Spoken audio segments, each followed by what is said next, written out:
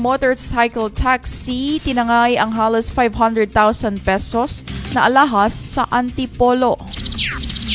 At 2.6 million pesos na halaga ng diesel na sabat sa Marinduque, 2 timbog sa ilegal na pagtitinda ng petrolyo.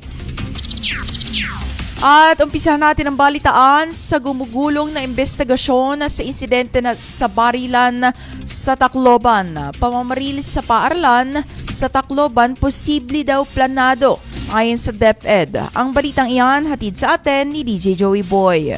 GB Balita Express. DJ Frankie, posibleng planado ang nangyaring pamamaril sa isang paaralan sa Tacloban City na ikinasawi ng 3 katao at ikinasugat ng 20 pa.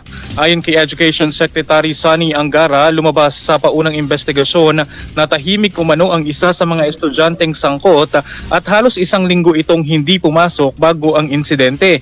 Nabatid din na sinabi umano ng mga sospek na may activity sila sa Maynila at posibleng mayroon silang group chat kung saan tinawag na isang misyon ang kanilang plano.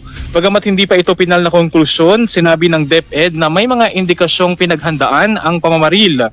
Agad ding magbibigay ang ahensya ng psychosocial support at magtatalaga ng guidance counselor para sa mga guro, kawani at mga estudyanteng naapektuhan. Samantala, patuloy naman ang investigasyon ng mga otoridad habang nasa kustodiya na ng Tacloban City Social Welfare and Development Office ang 2 minor de edad na sospek na nasa edad 14 at 15. Para sa GV Balita Express, ito si DJ Joey Boy sa GV 99.9, Your Good Vibes.